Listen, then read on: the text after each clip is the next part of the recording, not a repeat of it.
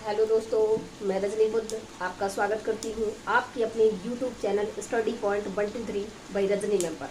तो देखिए दोस्तों, हमने यहाँ से अपने नवोदय विद्यालय के प्रैक्टिस सेट नंबर 3 तक कंप्लीट कर लिए थे। आज हमें प्रैक्टिस सेट नंबर 4 को कंप्लीट करना है। तो चलिए देखते हैं। इसके लिए आप वीडियो को लाइक करिए, शेयर करिए, सब्सक्राइब करिए और अपनी राय को कमेंट में जरूर दीजिए। देखते हैं हम इसका क्वेश्चन नंबर 41 कि क्वेश्चन नंबर 41 में हमसे क्या पूछा गया है। तो देखेंगे क्वेश्चन नंबर 41 में हमसे पूछा गया है कि संख्या 5,09,04,988 को अंकों में कैसे लिखा जाएगा। तो इसका लिखने का सबसे बेहतर तरीका है कि सबसे पहले हम अंकों यानी जो हमें जहाँ तक दिया गया है, जैसे इसमें आंकड़ों तक दिया, करोड़ तक दिया गया है, तो करोड़ तक के हम पॉइंट बना लेते हैं। यानी इकाई, दहाई, सैकड़ा, हजार, 10,000, लाख, 10 लाख, करोड़। ये हो गया हमारा करोड़। सबसे पहले बोला गया है हमसे 9 करोड़, तो स्वाभाविक सी बात है कि हमारा 9 इधर आएगा, लिख दिया 9 करोड़। इसके बाद बोल रहा है 9 करोड़ के बाद बोल रहा है कि 9 लाख। अगर हम यहाँ पे 9 लिख देंगे तो वो हो जाएगा हमारा 90 लाख। इसलिए हमें 90 लाख न लिख करके हमें सिर्फ 9 लाख लिखना है, इसलिए हम एक अंक को छोड़ देंगे। ये हो जाएगा हमारा 9 लाख। इसके बाद लिखना है 4,000। क्या लिखना है? 4,000। तो आप जानते हैं कि 4,000 में 3 जीरो होते हैं, तो 3 की जगह छोड़ के यहाँ पे क्या आ जाएगा? 4। और 1000 हो गया, ये 4,000 हो गया। 4,000 के बाद लिखना है 988। तो देखिए यहाँ पे 9 लिखेंगे, ये 88 लिखेंगे। आशा करूंगी इतना आपको अच्छे से समझ में आ गया होगा। अब जहाँ पे जगह खाली बची है वहाँ पे आप 0 लिख दीजिए। अब इसके आप पढ़ के देखेंगे तो देखिए इकाई, दहाई, सैकड़ा, हजार, 10,000, लाख, 10 लाख, करोड़। तो आपका आंसर बना कि 9 करोड़ 9 लाख 4,988। इस प्रकार से आप बड़ी से बड़ी संख्याओं को सॉल्व कर सकते हैं या उन्हें अंकों में या न्यूमेरिकल फॉर्म में लिख सकते हैं। आशा करूंगी आपको क्वेश्चन नंबर 41 अच्छे से समझ में आ गया होगा। अब हम पढ़ेंगे क्वेश्चन नंबर 42। देखेंगे क्वेश्चन नंबर 42 में हमें क्या दिया गया है कि एक गांव की कुल जनसंख्या कितनी है? 78, 69, 2। ये हमारी है कुल जनसंख्या। क्या है? कुल जनसंख्या। तो देखिए कुल जनसंख्या हमें कितनी दी गई है? 78, 69, 2।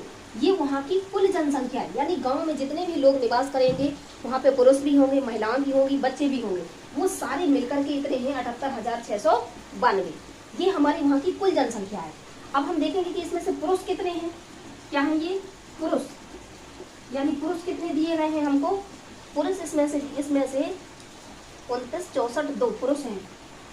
29, 64, 2 ये कौन है? पुरुष है। इसमें कुछ महिलाएं भी दी गई हैं। कौन दी गई हैं? महिलाएं दी गई हैं। तो देखेंगे कि हम महिलाएं कितनी दी गई हैं। तो महिलाएं इसमें दी गई हैं 28, 16, 7। कितनी दी गई हैं? 28, 16, 7।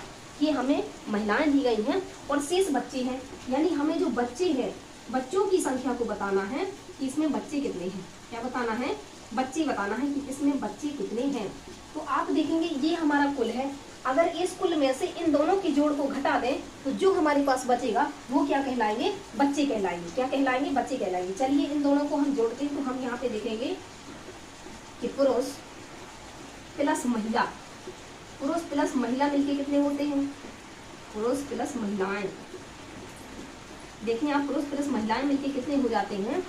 आप देखेंगे कि हम इन दोनों को जोड़ेंगे तो 7 और 2 9, 6 और 4 10, 10 को 0, हसल आई 1।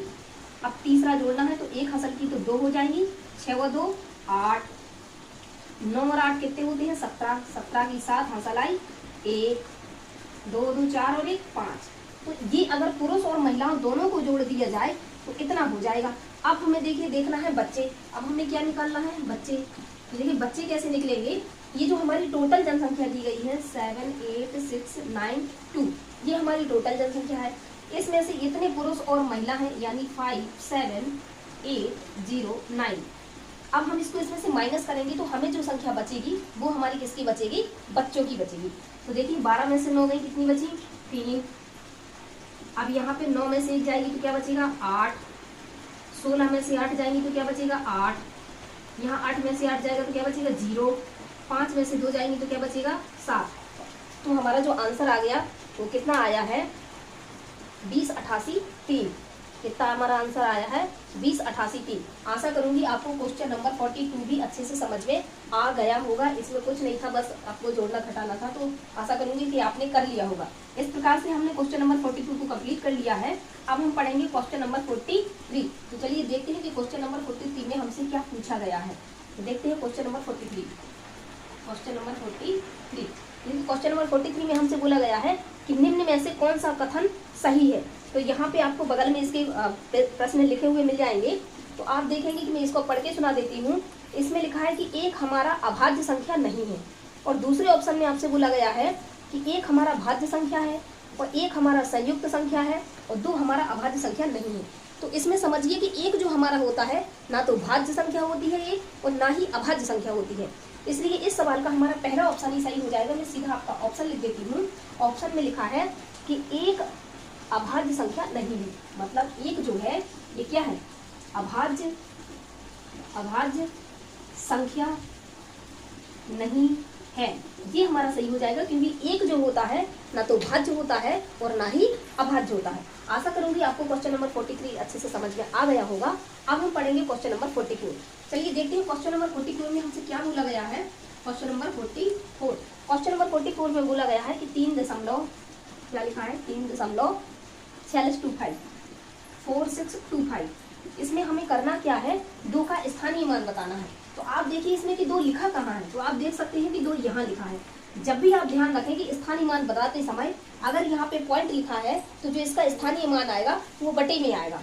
तो आप देखेंगे कि जहाँ दशमलव लगा है वहाँ पे लिखेंगे 1, फिर हमें जिस अंक के पास जाना है उधर वहाँ पर कितने अंक हैं, तो 1 2 3, मतलब कितने जीरो बढ़ेंगे, 3 जीरो। तो दो का स्थानीय मान ये हो जाएगा। आशा करूंगी आपको क्वेश्चन नंबर 44 भी अच्छे से समझ में आ गया होगा। अब हम पढ़ेंगे क्वेश्चन नंबर 45। तो देखेंगे कि क्वेश्चन नंबर 45 में हमें क्या दिया गया है और हमसे क्या पूछा गया है। क्वेश्चन नंबर 45 में हमसे बोला गया है कि 23,200, क्या बोला गया है, 23,200, और इसे डिवाइड करने पर कितने से डिवाइड करना है, 145 से। जैसे हम 145 से डिवाइड करेंगे तो जो हमारा आंसर आ रहा है वो आ रहा है 160। क्या आ रहा है, 160। हमसे पूछ क्या लिया है, हमसे पूछ लिया है कि 232, क्या पूछ लिया है, 232 डिवाइड बाई 1.45, इसकी वैल्यू क्या होगी, ये हमको सॉल्व करना है। देखिए ये क्या है, ये हमारा क्वेश्चन मार्क है, यानी इसकी वैल्यू हमें दी गई है कि यदि इसको हम इससे डिवाइड करते हैं तो हमारा आंसर ये आता है। अब ध्यान रखिए कि यदि इस वाले को इस वाले से डिवाइड करेंगे तो हमारा आंसर क्या आएगा। तो आप जब इसे ध्यान से देखेंगे तो ये वास्तव में जो ये है, ये लिखा क्या है, ये लिखा है 23,200। इससे हम कितने से भाग लगा रहे हैं, 145 से भाग लगाएंगे तो हमारा आंसर 160 आएगा। आप ध्यान रखिए कि इस सवाल को, ये जो हमें दिया गया है, इसको भी हमें इसी फॉर्मेट में चेंज करना है। इस वाले सवाल को भी हमें इसी फॉर्मेट में चेंज करना है। कि देखिए इस सवाल को अब हम इस फॉर्मेट में चेंज करते हैं। तो 2 3 2, इसे किससे डिवाइड करना है, 1.42 से, सॉरी 1.45 से। इससे जब हम डिवाइड करेंगे तो आप ध्यान से देखेंगे कि यहाँ पे पॉइंट लगा हुआ है और इसमें कहीं पर भी पॉइंट नहीं लगा हुआ है, इसलिए हमें इसका क्या करना है, पॉइंट को हटाना है। तो देखिए आप पॉइंट को कैसे हटाया जाता है, यहाँ पे 2 अंक के बाद पॉइंट लगा है, इसलिए ऊपर 2 जीरो बढ़ जाएंगे तो नीचे की संख्या का पॉइंट हट जाएगा। तो क्या हो जाएगा, 145। अब आप देखेंगे कि इसकी शकल और इसकी शकल सेम जैसी लगने लगी है, मतलब अगर लेफ्ट हैंड साइड बराबर है तो राइट हैंड साइड भी बराबर हो जाएगा, मतलब इसका जो आंसर आएगा वो भी 160 आंसर ही आएगा। आशा करूंगी बच्चों आपको क्वेश्चन नंबर 45 भी अच्छे से समझ में आ गया होगा। अब हम पढ़ेंगे क्वेश्चन नंबर 56। चलिए नहीं 46, देखते हैं क्वेश्चन नंबर 46 में हमसे क्या पूछा गया है। क्वेश्चन नंबर 46, देखिए क्वेश्चन नंबर 46 में हमसे बोला गया है कि 9 तथा 7 दोनों का अभाज्य गुणनखंड, एक कोई संख्या ए है और ए जो है वो 1200 और 1300 के बीच है, 1200 और 1300 के बीच है, और 9 और 7 और 9 दोनों से क्या हो, भाज्य हो, दोनों से क्या हो, भाज्य हो। ऐसी संख्या बतानी है जो 1200 और 1300 के बीच हो, 9 और 7 दोनों से भाज्य हो। तो ऐसी कंडीशन में हम क्या करेंगे कि 9 और 7 दोनों का एलसीएम लेंगे। क्या करेंगे? 7 और 9 का एलसीएम लेंगे। तो हम इसे 7 से काटेंगे 1, 9 ज्यों का त्यों रहेगा। फिर इसे 3 से काटेंगे तो 3, फिर इसे 3 से काटेंगे तो ये आ जाएगा। तो हमने देखा कि ये जो हमारा एलसीएम आया है वो कितना आएगा? 63। कितना हो जाएगा? 63। तो देखिए हम इसे कैसा लिख लेते हैं, इसमें हम लिखेंगे एलसीएम कितना आ गया हमारा? 63। 9 7 63। तो अब हमें देखना है कि 63 को 13 से भाग लगाओ। क्या करेंगे? 63 को भाग लगाएंगे किससे? 1300 में। और इसमें से देखेंगे इसमें से कौन सी संख्या घटा दी जाए तो इससे पूरी पूरी कट जाए। तो घटाया, चलिए भाग लगाते हैं। तो हमने इसमें कितने का भाग लगा दिया? मान लो इसे 2 से 2 बार घटाया तो 3 दूनी 6 और 6 दूनी 12। इसको इसमें से माइनस करेंगे तो 10 में से 6 गई 4, यहाँ पे तो कुछ नहीं बचेगा, यहाँ पे बचा 40। यानी अगर ये 1300 में से 40 को घटा दिया जाए तो जो हमारे पास संख्या बचेगी वो 63 से पूर्णतः विभाजित हो जाएगी। और जब 63 से पूर्णतः विभाजित हो जाएगी तो स्वाभाविक सी बात है कि उसमें 7 और 9 दोनों का भाग भी चला जाएगा। तो आप देखेंगे कि हमें लिखना है 1300 माइनस 40। 1300 माइनस 40। तो जब आप घटाएंगे तो इसका जो आंसर आएगा वो क्या हो जाएगा? 1260। क्या हो जाएगा? 1260। आशा करूंगी बच्चों आपको क्वेश्चन नंबर 46 भी अच्छे से समझ में आ गया होगा। आप देखेंगे कि ये जो 1260 है ये 1200 से बड़ी है और 1300 से छोटी है। तो हमें यही निकालना था कि ऐसी संख्या बताइए जो 7 और 9 दोनों से विभाज्य हो, इन दोनों के बीच हो। देखिए हमने दोनों कंडीशन को फॉलो कर लिया है। तो आशा करूंगी आपको क्वेश्चन नंबर 46 अच्छे से समझ में आ गया होगा। अब हम पढ़ेंगे क्वेश्चन नंबर 47। तो देखते हैं कि क्वेश्चन नंबर 47 में हमसे क्या पूछा गया है। Question number 47। क्वेश्चन नंबर 47 में दिया गया है कि संख्या 14 और 28 का महत्तम समापवर्तक यानी HCF हमें 14 दिया गया है, तो इनका लघुत्तम समापवर्तक यानी LCM ज्ञात करना है। इसका बहुत प्यारी ट्रिक बता देंगे आपको। इसमें पहली संख्या कितनी दी गई है? 14। दूसरी संख्या कितनी दी गई है? 28। इनका HCF कितना दिया गया है? HCF कितना दिया गया है? 14। हमसे पूछ कर रहा है, हमसे पूछ रहा है LCM। क्या पूछ रहा है? LCM is equal to question mark. तो मैंने इसका बहुत अच्छा फॉर्मूला बताया है बच्चों आपको कि क्वेश्चन नंबर फर्स्ट मल्टीप्लाई संख्या नंबर 2 बराबर HCF मल्टीप्लाई LCM। क्या हो जाएगा? LCM। अब देखिए हम क्या करेंगे, ऊपर से उठा के इसकी वैल्यू को पुट कर देंगे। पहली संख्या कितनी दी गई है हमको? 14 गुणा दूसरी संख्या कितनी दी गई है? 28 बराबर इसका जो हमें HCF दिया गया है वो कितना दिया गया है? 14। और इसका LCM कितना दिया गया है?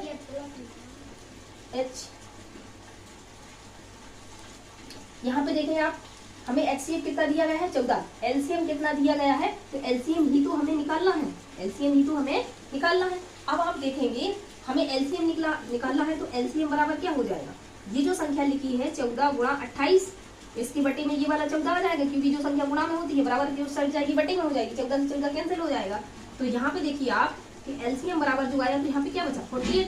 तो ये जो हमारा इसका LCM हो गया तो कितना हो गया? 48। आशा करूंगी बच्चों आपको क्वेश्चन नंबर 47 भी अच्छे से समझ में आ गया होगा। अब हम पढ़े इसके लिए ये जो फॉर्मूला है, इस फॉर्मूले को आप अपनी नोटबुक में नोट कर लीजिए। ये फॉर्मूला है जो इस प्रकार के सारे सवालों में लग जाएगा। अब हम पढ़ेंगे क्वेश्चन नंबर 48। अब हम कौन सा क्वेश्चन पढ़ेंगे? Question number 48। देखते हैं क्वेश्चन नंबर 48 में हमसे क्या पूछा गया है। क्वेश्चन नंबर 48 में लिखा है कि उस वर्ग का क्षेत्रफल कितना है जिसका परिमाप 48 है। यानी इसका जो पेरीमीटर दिया गया है, हमें परिमाप दिया गया है वो कितना दिया गया है? परिमाप कितना दिया गया है? 48। और हमसे पूछ का रहा है क्षेत्रफल, तो ये क्षेत्रफल बराबर क्या हो जाएगा? Question mark. तो हमें जो चीज दी गई है सबसे पहले हम उसी का फॉर्मूला लगाते हैं। तो हमें परिमाप दिया गया है, किस चीज का परिमाप है? ये वर्ग का। किसका है? वर्ग का परिमाप। तो हम देखिए वर्ग के परिमाप का फॉर्मूला जानते हैं, बताएं क्या होता है वर्ग का परिमाप। क्या पूछ रहा है? वर्ग का परिमाप। तो देखिए वर्ग का परिमाप का फॉर्मूला होता है 4 गुणा भुजा। क्या हो जाएगा? 4 गुणा भुजा। अब आप ध्यान से देखेंगे तो परिमाप की वैल्यू तो हमको दी गई है 48 दी गई है, बराबर यहाँ हो जाएगा 4 गुणा भुजा। अब आप देखेंगे कि हमें निकालना है, ये हो जाएगा 48, इसके बटे में आ जाएगा 4 और यहाँ पे क्या बचेगा? भुजा। और भुजा की वैल्यू ही तो हमें निकालनी है। तो देखिए 4 एकम 4 और 4 दूनी 8। तो जो हमारी भुजा की वैल्यू आ गई वो कितनी आ गई है? 12। और ये हमें ये दिया किस में गया है, मीटर में। किसमें दिया गया है, मीटर में। तो हमें जो भुजा की वैल्यू है वो भी किसमें आ गई है, मीटर में। 12 मीटर कितनी आ गई, 12 मीटर। अब हमसे पूछ रहा है क्षेत्रफल। तो आप देखेंगे कि वर्ग के क्षेत्रफल का फॉर्मूला क्या होता है, वर्ग का क्षेत्रफल। तो वर्ग का क्षेत्रफल क्या हो जाएगा, भुजा स्क्वायर। तो भुजा तो आ गई हमारी 12, और 12 का स्क्वायर कितना होता है, 12 12 144। आशा करूंगी बच्चों आपको क्वेश्चन नंबर 48 भी अच्छे से समझ में आ गया होगा। इसमें कुछ नहीं था, हमसे परिमाप दिया गया था, क्षेत्रफल पूछ लिया था।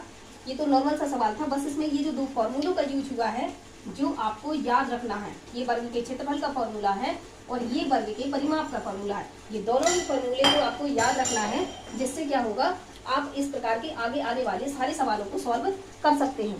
इस प्रकार से हमने क्वेश्चन नंबर 48 को भी कंप्लीट कर लिया है। हमने क्वेश्चन नंबर 48 तक कंप्लीट कर लिया है। अब हम पढ़ेंगे क्वेश्चन नंबर 49। अब हम पढ़ेंगे क्वेश्चन नंबर 49। देखते हैं कि क्वेश्चन नंबर 49 में हमें क्या दिया गया है कि 3.78 मीटर क्या दी गई है, ये हमें लंबाई दी गई है। ये क्या है, लंबाई है। ये क्या है, लंबाई है, लंबाई है। और 5.25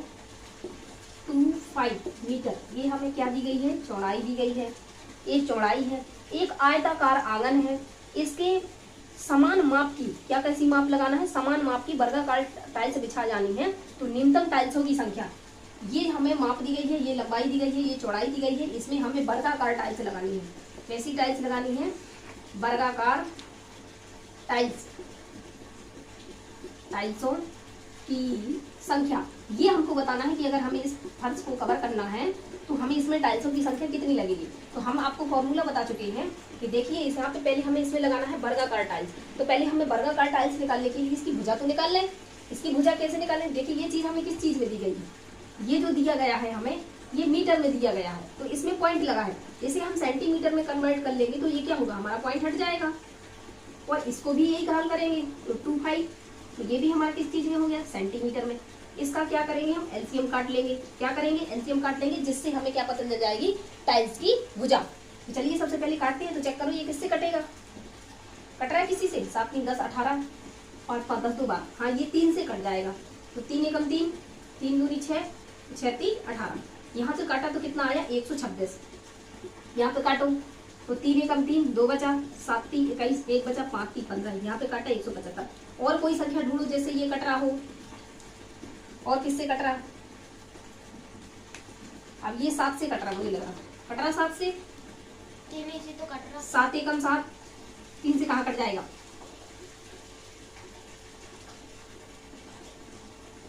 अब इसे हम 7 से काटेंगे तो 7 एकम 7, 7 5 12, यानी 7 8 56, यानी 18 7 126। यहाँ काटो 7 से तो 7 एकम 7 दूनी 14, कितना बचेगा, इसमें से 14 जाएगा तो 3 बचेगा, और 7 5 35, यहाँ पे बचा 25। अब देखिए कोई किसी से नहीं कट रहा है, इसका मतलब जो हमारा इसका HCF आएगा, इसका जो HCF आएगा वो कितना हो जाएगा, 21, 7 3 21। तो यही हमारी टाइल्स की भुजा कहलाएगी। ये क्या है, हमारी टाइल्स की भुजा है। टाइल्स की भुजा क्या है, ये टाइल्स की भुजा। अब हमें क्या बताना है, हमें बताना है वर्गाकार टाइल्सों की संख्या। हमें क्या बताना है, वर्गाकार टाइल्सों की संख्या। तो यहाँ पे देखिए हम क्या लिखेंगे, ये टाइल्सों की संख्या बराबर, ये जो हमें आयताकार एरिया दिया गया है तो इसका क्षेत्रफल लगाना है। तो क्या होता है, लंबाई गुणा चौड़ाई। और ये हमारी टाइल्स का आकार कैसा है, वर्गाकार। तो वर्ग का क्षेत्रफल क्या होता है, भुजा गुणे भुजा, या भुजा का स्क्वायर, जो लगा दिया। अब इसको आगे सॉल्व करेंगे हम। तो देखिए हमें लंबाई कितनी दी गई है, 378, कितनी दी गई है, 378 सेंटीमीटर। चौड़ाई कितनी दी गई है, 525, कितनी दी गई, 525। वर्ग की भुजा कितनी आ गई है, 21, और ये 21 का स्क्वायर हो जाएगा। आगे जब हम इसे सॉल्व करेंगे तो आगे आप देखेंगे हम वर्गाकार जो हमारी टाइल्सों की संख्या निकल रही है वो कितनी निकलेगी। यहाँ 21 से इसको काटेंगे तो देखिए यहाँ पे आंसर 78 का कितना आया है, 18 गुणा इसको काटेंगे तो इसका आंसर कितना आया है, 25। मतलब इतना ही आएगा 21 का, इसमें भाग लगाएंगे क्योंकि अभी हमने ऊपर ही सॉल्व किया है। इसका गुणा कर लेते हैं तो 18 5 90, 90 का 0, आंसर आई 9, और 18 दूनी 36, 36 और 9 कितने होते हैं, 9 से 15 के 5, हसल आई 1 4, यानी जो वर्गाकार टाइल्सों की संख्या लगेगी वो कितनी लगेगी, 450 लगेगी। आशा करूंगी आपको क्वेश्चन नंबर 49 भी अच्छे से समझ में आ गया होगा। अब हम पढ़ेंगे क्वेश्चन नंबर 50। अब हम क्या पढ़ेंगे, क्वेश्चन नंबर 50। तो देखते हैं कि क्वेश्चन नंबर 50 में हमसे क्या पूछा गया है। तो देखते हैं, बढ़ते हैं क्वेश्चन नंबर 50 की ओर। क्वेश्चन नंबर 50 है, क्वेश्चन नंबर 50। क्वेश्चन नंबर 50 में हमसे पूछा गया है कि एक आयताकार पानी की टंकी का आधार का क्षेत्रफल। ये जो आयताकार पानी की टंकी है, यानी पानी की टंकी कैसी होगी, कुछ इस प्रकार की। तो इसमें जो आधार का क्षेत्रफल है, ये क्या दिया गया है हमें, आधार का क्षेत्रफल। आधार का क्षेत्रफल हमें कितना दिया गया है, 4500 वर्ग मीटर, नहीं 4500 वर्ग सेंटीमीटर। कितना दिया गया है, 4500 वर्ग सेंटीमीटर। ये तो हमें दिया गया है आधार का क्षेत्रफल। और क्या दिया गया है इसमें हमें, और दिया गया है इसमें भरे पानी का आयतन, यानी ये जो आयताकार टंकी है इसमें कितना पानी भरा है उसका वॉल्यूम भी दिया गया है। यानी हमें क्या दिया गया है, टंकी का आयतन। क्या दिया गया है, टंकी का आयतन। ये कितना दिया गया है, चलिए उसको भी देख लेते हैं। 3.6 घन मीटर, 3.6 घन मीटर ये दिया गया है। हमसे इसकी गहराई यानी ऊंचाई पूछ रखी है। क्या पूछ रखी है, गहराई। क्या पूछ रखी है, गहराई is equal to question mark. अब आप इस सवाल को ध्यान से देखेंगे तो आयतन का फॉर्मूला पहली बात होता क्या है। पहली बात तो आप ये देखें कि हम इसकी यूनिट को चेंज कर लें। क्या कर लें, यूनिट को चेंज कर लें। यहाँ पे ये चीज हमको सेंटीमीटर में दी गई है, ये चीज हमको मीटर में दी गई है। हम जानते हैं कि 1 मीटर बराबर क्या होता है, 100 सेंटीमीटर। क्या होता है, 100 सेंटीमीटर। अब आप ध्यान से देखेंगे तो हम इसको क्या करने जा रहे हैं, मीटर को सेंटीमीटर में ही कन्वर्ट करने जा रहे हैं। यानी जो हमारा टंकी का आयतन दिया गया है, टंकी का आयतन, क्या दिया गया है, टंकी का आयतन। तो देखिए यहाँ पे क्या लिखा है, 3.6। तो ये तो हमारा मीटर में दिया है। 1 मीटर में 100 सेंटीमीटर होते हैं, मतलब 2 जीरो बढ़ना है एक बार। ऐसा हमको 3 बार करना है। तो देखिए 1 बार बदल गया, 2 बार बदल गया, 3 बार बदल गया। अब ये जो हमारा आंसर आएगा ये घन सेंटीमीटर बन गया। क्या बन गया, घन सेंटीमीटर। यहाँ पे क्या था, घन मीटर, अब क्या बन गया, घन सेंटीमीटर। अब देखेंगे हम कि यहाँ पे 1 दशमलव लगा है, इस दशमलव को हटाना है, इसलिए यहाँ का 1 जीरो खत्म हो जाएगा। और जो हमारा जो इसका वॉल्यूम यानी जो आयतन है वो कितना आ जाएगा, 5 जीरो बचेंगे। 1 2 3 4 5, ये हो गया। अब हमने आगे देखा है कि जो हमारा आयतन का फॉर्मूला होता है, आयतन बराबर गहराई, क्या हो जाएगा, उसी गहराई, इसी को हम बोलते हैं ऊंचाई। क्या बोलते हैं, गहराई को ही हम क्या बोलेंगे, ऊंचाई गुणा क्षेत्रफल। अब हम देखेंगे कि आयतन का मान तो हमें दिया गया है। क्या दिया गया है, 3650 हो गए, 250 बिल्कुल हो गए। यहाँ पे गहराई हमें बतानी है। क्या करनी है, गहराई बतानी है। क्षेत्रफल का फॉर्मूला हमें दिया गया है 4500। देखिए अब क्या कर सकते हैं, ये 2 जीरो से 2 जीरो काट दो। और कोई किसी से कट रहा है क्या, हाँ बिल्कुल कट रहा है। 9 से 9 पंचे 45, 9 चौको 36। यहाँ 5 से काट देंगे तो 5 अट्ठे 40। तो इसकी जो गहराई हो जाएगी, गहराई कितनी आ गई है, 800। ये 8 बचा और अभी ये 2 जीरो शेप बची है, तो ये उठा के हमने रख दिए। तो ये हो गया हमारा सेंटीमीटर में। लेकिन आप ध्यान रखें ये सवाल हमसे सेंटीमीटर में नहीं पूछा गया है, हमसे कह रहा है कि इसको मीटर में कन्वर्ट करो। यानी ये जो गहराई है हमारी, गहराई क्या कह रहा है, गहराई आ गई है हमारी 800 सेंटीमीटर। 800 क्या है ये, सेंटीमीटर। जैसे ही हम इसमें 100 का भाग लगा देंगे तो अब ये किस चीज में बदल जाएगी, मीटर में। किसमें बदल जाएगी, मीटर में। अब 2 जीरो से 2 जीरो काट देंगे तो जो हमारा गहराई है वो कितनी आ जाएगी, 8 मीटर। आशा करूंगी बच्चों आपको क्वेश्चन नंबर 50 भी अच्छे से समझ में आ गया होगा। मीटर को सेंटीमीटर से, सेंटीमीटर को मीटर से कन्वर्ट करना भी आपको अच्छे से समझ में आ गया होगा। तो अब हम देखेंगे क्वेश्चन नंबर 51। तो देखते हैं क्वेश्चन नंबर 51 में हमसे क्या पूछा गया है। देखते हैं क्वेश्चन नंबर 51 में हमसे क्या पूछा गया है। क्वेश्चन नंबर 51, क्वेश्चन नंबर 51 में दिया गया है कि एक बस नई दिल्ली से, कहाँ से जा रही है, नई दिल्ली से चंडीगढ़ जा रही है। ये लिखा है हमारा नई दिल्ली। क्या लिखा है, नई दिल्ली। ये हमारी है नई दिल्ली, ये है हमारी नई दिल्ली। इसको कहाँ जाना है, ये हमारी मान लो इस पॉइंट पे नई दिल्ली है, तो इसको जाना है चंडीगढ़। कहाँ जाना है, चंडीगढ़। कहाँ जाना है, चंडीगढ़। अब देखिए मान लेते हैं ये हमारी चंडीगढ़ है। तो एक बस नई दिल्ली से चंडीगढ़ जाना आरंभ करती है और ये जब ये नई दिल्ली से चलती है तो इस समय यहाँ समझिए या कि 9:10 हुए हैं जब ये बस यहाँ से चलना शुरू हुई है। कहाँ से? जब नई दिल्ली से बस चल रही है तो समय कितना हो गया है? 9:10 पर यहाँ से चलना स्टार्ट हुई है। अब आप देखेंगे और ये समय क्या है? ये सुबह का समय है। कब का समय है? सुबह। ये सुबह 9 बजे चली है। सुबह 9:10 पर नई दिल्ली से जो है बस चलना प्रारंभ हुई है और 4:20 पर यानी 4:20 पर चंडीगढ़ पहुंच गई है। लेकिन कब? शाम को। कब पहुंच गई है? शाम को। सुबह चली थी 9:10 पर, 4:20 पर शाम चंडीगढ़ पहुंच गई है। अब हमें बताना है, हमें क्या बताना है कि पूरी यात्रा में लगा समय। हमसे क्या पूछा गया है? पूरी यात्रा में लगा समय। तो हम देखेंगे कि हमसे पूरी यात्रा में समय कितना लगा है। तो ऐसे सवालों के लिए आप सॉल्व करने की एक शॉर्टकट ट्रिक है कि जो पहली वाली समय दिया गया है उसको 12 बजे में से घटाइए और जो लास्ट का समय है उसको 12 बजे में जोड़िए। आपके सवाल का समय एकदम इक्वरेट आंसर सही आएगा। तो देखिए हम 12 बजे को कैसे लिखेंगे? हम लिखेंगे 11:60, क्योंकि 1 घंटे में कितने मिनट होते हैं? 60 मिनट। तो ये 12 बजे लिखे हैं, ये 60 मिनट लिखे हैं, ये टोटल क्या लिखा है? 12 बजे ही लिखे हैं। इसमें से हम पहले वाले समय को क्या कर देंगे? माइनस कर देंगे। तो देखिए हमने इसको इसमें से माइनस किया तो कितना बचा हमारा आंसर? 50 मिनट। और 11 में से 9 जाएंगी तो क्या बचेगा? 2। मतलब जो 12 बजने से पहले का समय था 2 घंटा 50 मिनट बस चल चुकी है। अब 12 के बाद घड़ी का कांटा बदलेगा, फिर से 1-2 बजेगा तो कितने बजते बजते तक शाम चंडीगढ़ पहुंची है? 4:20 तक। कितने बजे तक? 4:20 तक। अब हम इसको क्या करेंगे? जोड़ेंगे। आप याद रखिए हमेशा पहले वाले समय को 12 में से घटाना है और बाद वाले समय को 12 में से जोड़ना है। अब हम देखें इनको जोड़ते हैं तो हमने जोड़ा, ये हो गया 70, 4 और 2 6।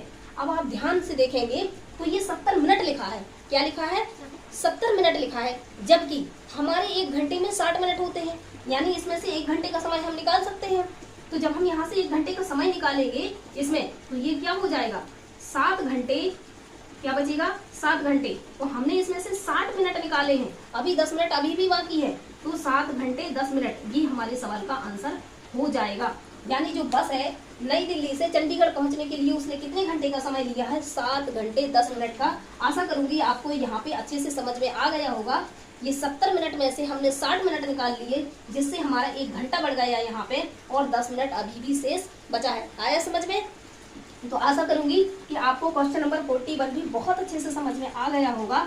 अब हम पढ़ेंगे क्वेश्चन नंबर 52। क्या पढ़ेंगे? Question number 52।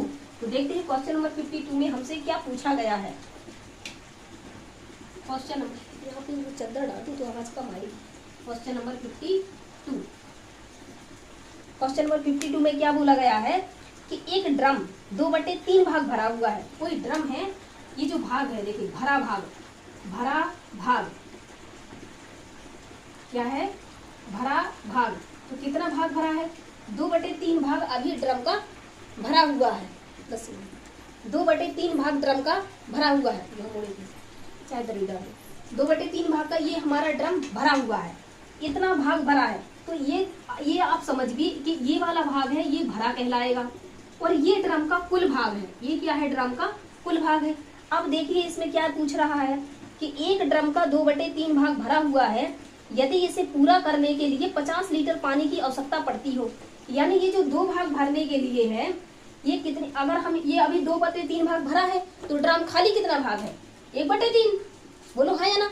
क्योंकि यहाँ पे 3 एक और हो जाएगा तो आंसर 1 आ जाएगा, मतलब ड्रम पूरा भर जाएगा।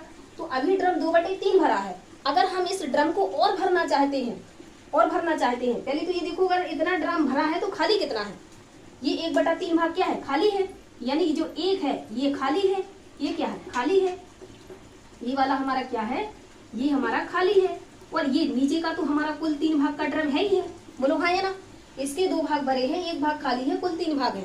अब अगर हमारा इतना ड्रम भरा है, हम इस ड्रम को पूरा भरना चाहते हैं तो हमें 50 लीटर पानी की आवश्यकता पड़ती है। कितने लीटर पानी की आवश्यकता पड़ती है? 50 लीटर पानी की आवश्यकता पड़ती है।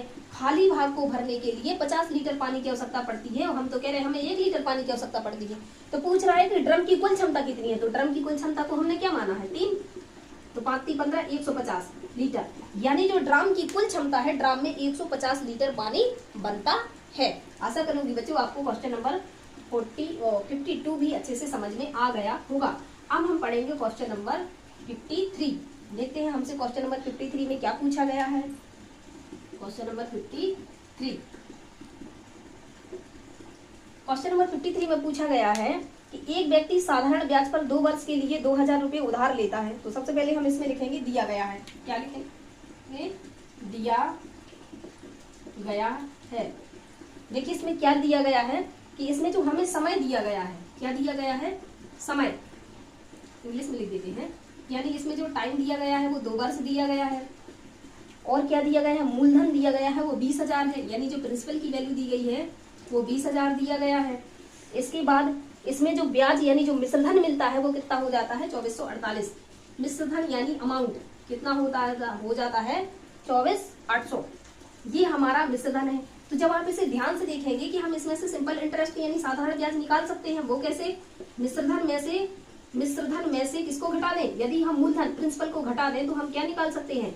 ब्याज निकाल सकते हैं कि हमारा ब्याज कितना आया है। देखिए जब हम इसमें से इसको घटाएंगे तो क्या बचेगा हमारा आंसर? 4800। क्या बचेगा? 4800। ये क्या कहलाएगा? हमारा साधारण ब्याज। बस यही साधारण ब्याज का फॉर्मूला लगा देंगे, मूलधन गुणे दर गुणे समय बटे 100। अब आप ध्यान से देखिए सिंपल इंटरेस्ट की वैल्यू हमको दी गई है 48, 100 बराबर प्रिंसिपल की वैल्यू भी दी गई है 20,000 गुणा आर ही तो हमें निकालनी है। अच्छा हमने यहाँ लिखा नहीं है कि हमें निकालना क्या है, यहाँ लिख लीजिए आर बराबर क्वेश्चन मार्क, यानी इसकी क्या रेट रही होगी यही हमको निकालना है। यही क्या करना है हमको? इसकी जो रेट है वो निकालनी है। टाइम हमको दिया गया है 2 वर्ष बटे में 100। आप देखिए इसको कैलकुलेट कर लेते हैं तो ये 2 जीरो से ये 2 जीरो कट जाएंगे, ये 2 जीरो से ये 2 जीरो कट जाएंगे। अब आप देखेंगे कि 2 दूनी 4 और 4 का यहाँ भाग लगाएंगे तो 4 एकम 4 और 4 दूनी 8। ये जो हमारी आर की वैल्यू आ गई है रेट कितने परसेंट दी गई है? 12%। आशा करूंगी बच्चों आपको क्वेश्चन नंबर 53 भी अच्छे से समझ में आ गया होगा। इसमें तो हमने कुछ किया ही नहीं है, बस फॉर्मूले लगा के वैल्यू को पुट कर दिया है, आपका आंसर आ गया होगा। अब हम पढ़ेंगे क्वेश्चन नंबर 54। क्या पढ़ेंगे? Question number 54। देखते हैं क्वेश्चन नंबर 54 में हमसे क्या पूछा गया है। क्वेश्चन नंबर 54, क्वेश्चन नंबर 54 में बहुत प्यारा क्वेश्चन दिया गया है जो शायद आप पहली बार पढ़ रहे होंगे, तो इसको ध्यान से देखेंगे आप। तो ये लिखा है 11 - 5। यह हरकत तुम्हारे लिए बहुत जरूरी है। यहाँ ध्यान से देखो 11 - 5, फिर यहाँ लिखा है गुणा, बड़ा कोष्टक लगा है और लिखा है 12 प्लस 13, यहाँ पे लगा है मंझला कोष्टक, यहाँ हो जाएगा 13 प्लस, फिर यहाँ लिखा है छोटा कोष्टक 18 माइनस 11 - 5 और ये बार लगा है और इसके बाद इसको बंद करेंगे हम। ये मंझला कोष्टक है, ये क्या लिखा है? मंझला कोष्टक, ये बड़ा कोष्टक है। तो इस प्रकार के सवालों को आप ध्यान पूर्वक देखेंगे तो इसका जो बॉड मास का रूल होता है, मैं इसको शॉर्ट वीडियो में बना के डाल दूंगी। तो आप यहाँ पे देखेंगे सबसे पहले हमें बार को सॉल्व करना है। अगर किसी संख्या के ऊपर ऐसे डंडा खिंचा है इसको हम बोलते हैं बार। क्या बोलेंगे? बार। बार के बाद हमें क्या करना है? ऑफ, ये जो लिखा रहता है ना बॉड मास, ऐसा लिखा रहता है बॉड मास, ये हो गया। तो हम इसको बोलेंगे बार बॉड मास। क्या बोलेंगे? बार बॉड मास। क्या बोलेंगे? बार बॉड मास। ये हमें सॉल्व करना है। इसका मतलब है कि सबसे पहले प्रायोरिटी देना है हमें इसको, इसके बाद ब्रैकेट यानी कोष्टक को, और इसके बाद जो ऑफ लिखा है, ऑफ का मतलब होता है काकी के, तो अगर काकी के लिखा है तो इसको सॉल्व करना है। इसके बाद डिवाइड यानी भाग को सॉल्व करना है, एम यानी मल्टीप्लाई यानी गुणा को सॉल्व करना है, और ए का मतलब होता है ऐड का मतलब जोड़ना, जोड़ को सॉल्व करना है, और एस का मतलब है सब्ट्रैक्ट का मतलब होता है माइनस। तो हमें इस प्रकार से इनको सॉल्व करना है। तो जैसे अगर हम नंबरिंग देंगे तो ये हमारा 1 नंबर पे हो जाएगा, 2 3 4 5 6 7, सबसे लास्ट में हमें सब्ट्रैक्ट को सॉल्व करना है। तो आशा करूंगी बच्चों आपको ये बॉड मास का रूल भी अच्छे से समझ में आ गया होगा। अब हम इसी प्रकार से इसको आगे सॉल्व करते हैं और पहुंचते हैं अपने क्वेश्चन की ओर। चलिए देखते हैं। तो इसको तो अभी हमें नहीं छूना है, सबसे पहले हमें इसे सॉल्व करना है। तो ये क्या हो जाएगा? 11 - 5 ज्यों का त्यों, गुणा का चिन्ह लगाएंगे, ये हो जाएगा 12 प्लस, यहाँ पे क्या आ जाएगा? 13 प्लस, यहाँ पे और किसी को कुछ भी नहीं करना है। अब आप देखेंगे कि इन दोनों के बीच में कौन सा चिन्ह लगा है? माइनस का, यानी 11 में से 5 जाएगा तो क्या बचेगा? 6। क्या बचेगा? 6। चलिए हमने इसको बार को, ये लाइन जो हमारे ऊपर बार दी गई थी उसको हमने सॉल्व कर लिया है। अब हम आगे बढ़ेंगे तो ये हो जाएगा 11 - 5 गुणा 12 प्लस, यहाँ हो जाएगा 13 प्लस। अब आप देखेंगे कि 18 में से 6 जाएगा तो क्या बचेगा? 12। क्या बचेगा? 12। चलिए हमने इसको भी सॉल्व कर लिया। देखिए हमारा छोटा कोष्टक भी खत्म हो गया है। आगे हम देखेंगे तो ये हो जाएगा हमारा 11 - 5 गुणा 12 प्लस। अब ये देखिए इन दोनों के बीच में कौन सा चिन्ह लगा है, प्लस का, तो 12 और 13 को जोड़ेंगे तो कितना हो जाएगा 25, कितना हो जाएगा 25। आप देखेंगे हमारा मझला कोष्टक भी खत्म हो गया है। अब हम फिर आगे बढ़ेंगे तो ये लिखा है 11 - 5 गुणा, अब इन दोनों पे भी कौन सा चिन्ह आ गया है, जोड़ का, तो 25 और 12 को जोड़ेंगे तो कितना हो जाएगा 37, कितना हो जाएगा 37। अब हमने इसको भी सोल्व कर लिया है। अब हमारा ये वाला कोष्टक बचा है तो हम इसको भी सोल्व कर लेते हैं। तो 11 में से 5 जाएगी तो क्या बचेगा 6, क्या बचेगा 6, और 6 गुणा में 37 कितना हो जाता है 6 7 42 में 2 हंसल लगाई 4 और 6 3 18 और 4 कितना हो जाएगा 22। आशा करूंगी बच्चों आपको क्वेश्चन नंबर 54 भी अच्छे से समझ में आ गया होगा। ये था हमारा बार ब्रैकेट बॉडमास का रूल जो हमने समझा दिया है। यदि आपको ये समझ में नहीं आता है तो ये आपको एक शॉर्ट वीडियो में भी मिल जाएगा। इसके लिए आप चैनल को सब्सक्राइब किए रहिए, तो जो भी यहाँ से नई न्यूज डाली जाएगी वो आपके पास आ जाएगी। जो भी नियम से रिलेटेड या अन्य किसी चीज से रिलेटेड वीडियो डलेगा वो आपके पास आ जाएगा। इस प्रकार से हमने क्वेश्चन नंबर 54 को कंप्लीट कर लिया है। अब हमें पढ़ना है क्वेश्चन नंबर 55। देखिए क्वेश्चन नंबर 55 में हमसे क्या पूछा गया है कि 10% छूट देने के बाद एक वॉशिंग मशीन 13,489 रुपए में आती है।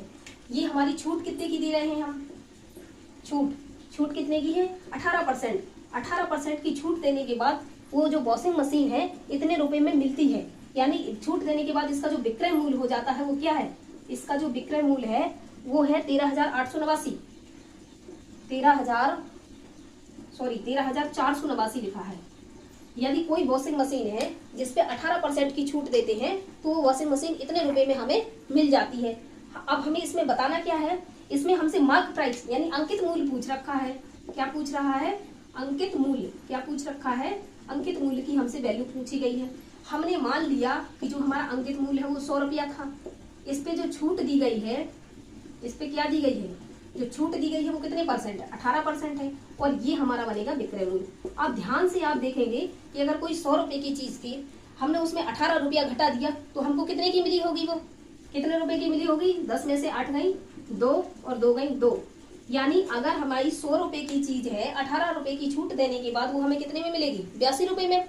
और ये कह रहा है 82 में नहीं मिली हमें, ये कितने में मिली है, जो दिया उसका भाग, जो पूछा उसका गुणा। इनको कितने में मिली है, इनको मिली है 13,489 में, तो हमको तो मिल गई 82 में।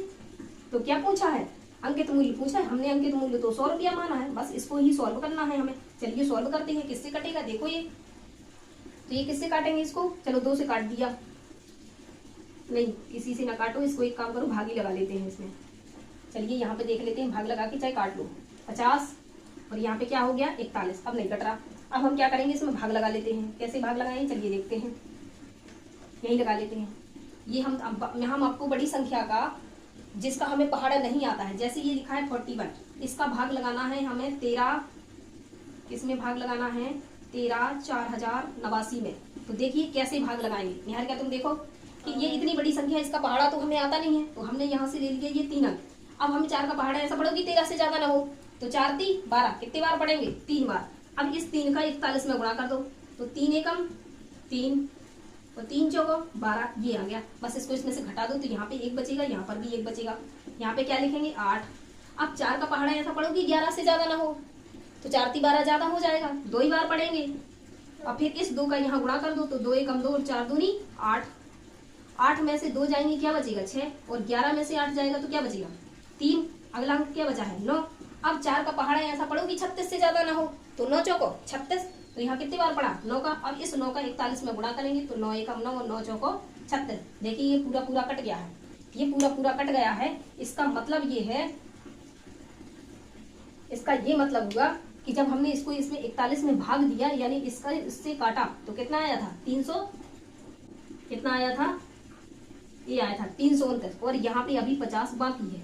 अब हम इसका कर लेंगे गुणा, तो 0 तो लास्ट में आएगा ही। 5 9 45 की 5, हसल लगाई 4, 5 2 10 और 4 14, 14 की 4, हसल आई 1, 5 3 15 और 1 16, तो 16,450 रुपया उसका अंकित मूल्य था, जो उस कापी के ऊपर लिखा था 16,450। दुकानदार ने उसको 13,489 रुपए में दे दिया है। आशा करूंगी आपको क्वेश्चन नंबर 55 भी अच्छे से समझ में आ गया होगा। अब हम पढ़ेंगे क्वेश्चन नंबर 56। तो देखते हैं कि हमें क्वेश्चन नंबर 56 में क्या पूछा गया है। क्वेश्चन नंबर 56, क्वेश्चन नंबर 56 में लिखा है कि एक बस 8 घंटे में 40 किलोमीटर की दूरी तय करती है।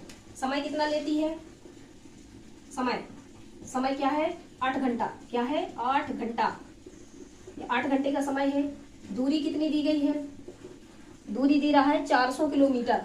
क्या दे रहा है? 400 किलोमीटर ये दूरी है। और हमसे पूछ क्या रहा है? बस की औसत चाल। क्या पूछ रहा है? औसत चाल। क्या पूछ रहा है? औसत चाल।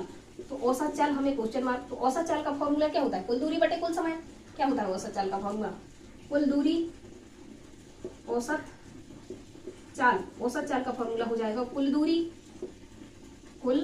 दूरी बटे कुल समय। कुल दूरी बटे कुल समय, ये हमारा हो जाएगा औसत चाल का फॉर्मूला।